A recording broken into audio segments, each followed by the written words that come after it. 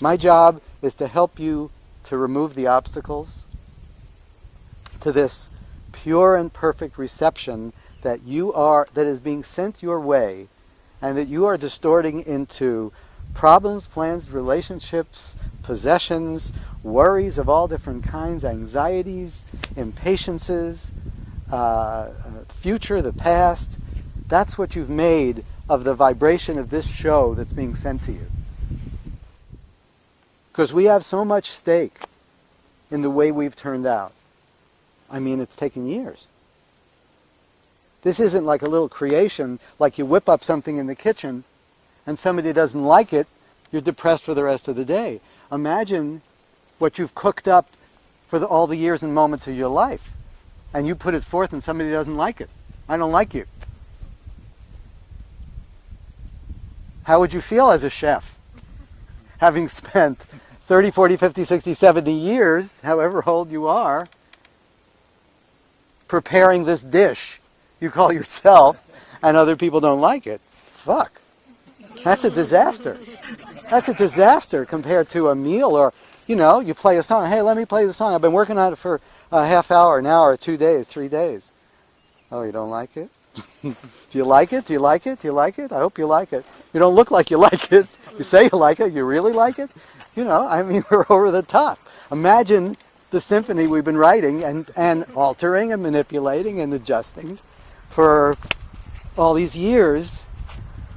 How much pressure, how much stake we have in the situation. Huge. Huge stake.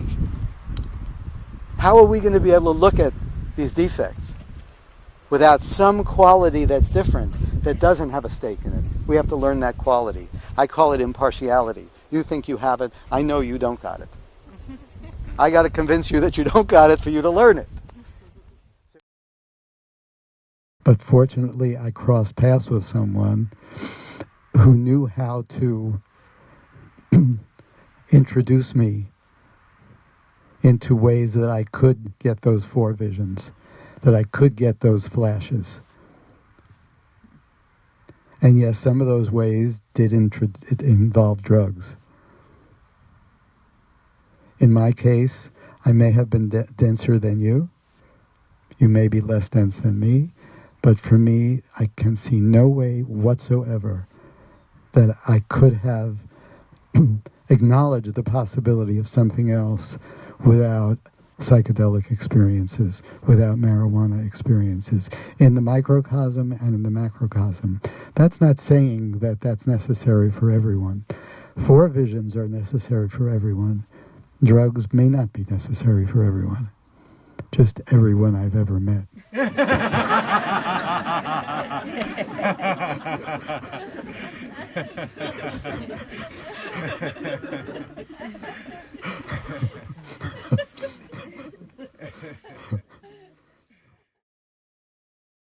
There is a portal to freedom.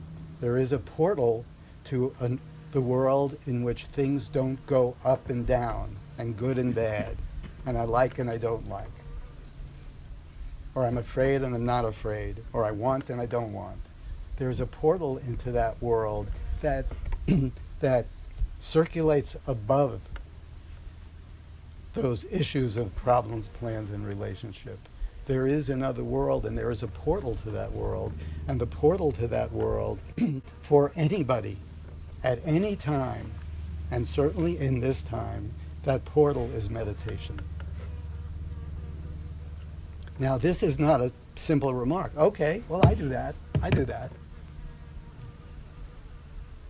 But meditation is the simplest of activities, but it has the most stringent of requirements to be able to benefit from. The most stringent of requirements to be able to benefit from. And that prerequisite, that requirement is humility. And you don't have it. You don't have it, you don't have it, you don't have it, you don't have it, you don't have it. And what's more, you couldn't have it. There is no way that you can grow up in this culture of ours and have humility. And if humility is the prerequisite for meditation, and meditation is the portal to freedom, and to consciousness and to reconnection to the energy that keeps us alive, then our step is toward humility. Our step is not toward meditation.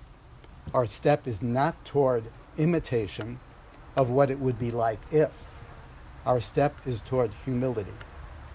And the prerequisite for stepping toward humility, or uncovering the natural humility within you, is realizing that you don't have it.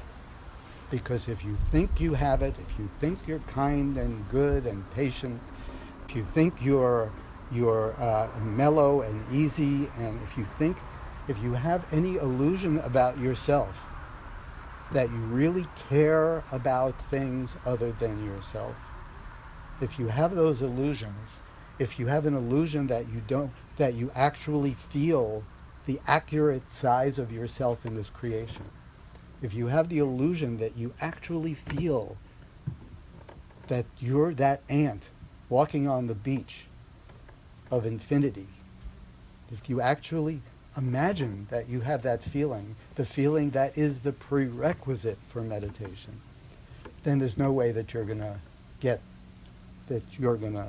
uncover that humility in yourself, because you already have it. It's not going to happen, but you don't have it.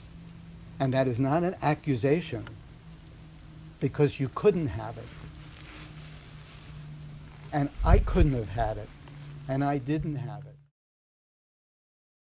We are recipients of human life. As I said, and as it said on this poster, it is the only pride, a pride that we've lost, the only pride which is not exclusive. If I'm proud to be a human being, I'm not saying I am and you're not. It's a pride that we can share. It's a non-exclusive pride, and it's a pride that we've lost. Because the unique gift of humanity has been lost to us. Okay? Because we think the unique gift of humanity is talent, that we can play an instrument, or that we can read a book, or that we can run fast or dunk a basketball, or whatever it is that we recognize is our unique ability. That's what we recognize. We don't recognize our unique ability as it is. We are so, and have become so outer directed, that we recognize that it's unique to be wealthy. And now wealthy means billions. It's unique to be billions. It's unique to be famous. It's unique to be beautiful. It's unique to be talented. It's not unique anymore to be a human being, because we don't really know what it means, the uniqueness of human life. We don't know the gift of it. At some point, human beings were clearly understanding that they were different than what preceded them. They had some recognition that they had the ability to think, that they had the ability to have feelings, they had the ability to recognize the past and the future. They recognized also other things that have maybe even been lost to us here 20,000 years later or so. But what was lost fairly quickly was the uniqueness and the specialness, and you might even say the gift of being given a human life, of having a human life. When they couldn't really appreciate so much the simplicity of the gift of human life, which was what was given to them, they started to seek other credibilities, other things that they could recognize as their special traits. And those were maybe that they were hunter-gatherers and other people were farmers, that they were leaders and other people were followers, that they were strong physically and other people were weak physically, that they were strong mentally and other people were weaker mentally. And people started to develop these, I am this and you are that. I am this and you are not this. I am this and you are that. And these distinctions, which were accurate distinctions, become because I am man and you are woman was an obvious distinction at the time. I am the leader of this tribe. You are the follower of this tribe. I am good at bows and arrows. You are not good at bows and arrows. These are things that were accurate. But the fact that people didn't just take them as accurate, since people didn't really feel and experience the intrinsic gift of human life in its simplicity, people started to depend and lean the weight of their lives on their differences between each other. I am this, and you are not this. I am this, and you are that. I am this, and you are not this. Because every time I am this, and you are not this, a separation happens. And those separations started to become the element on which people lean the weight of their lives.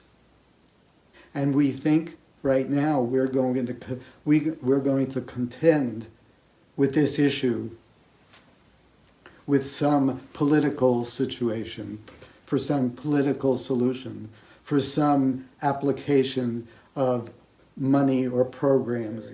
I'm not in any way saying that if you bring thousands of people over in chains to work for thousands of people who aren't in chains, that effect isn't going to last and last and last and last and last and last. It will last. If you think that women not being able to vote, and now women can vote, and all of a sudden women are going to feel their equality, that's frivolous. Some balancing has to take place to make it possible even to recognize that something is wrong. But to think that there is any cure for either Palestinians and Israelis or African Americans and fortunate white people is going to happen in any way other than to revisit, rediscover what has been lost, the value for what brings us together. Nothing outside, nothing we do, nothing we partake in is the gift of human life. The gift of human life is within, inside of us. The peace is within, inside of us. There is a gift within, inside of us that is held by all human beings, old human beings, young human beings, Asian human beings, Western human beings, black, brown, red, white, every shade of human beings, every size of human beings. Everyone carries the same gift.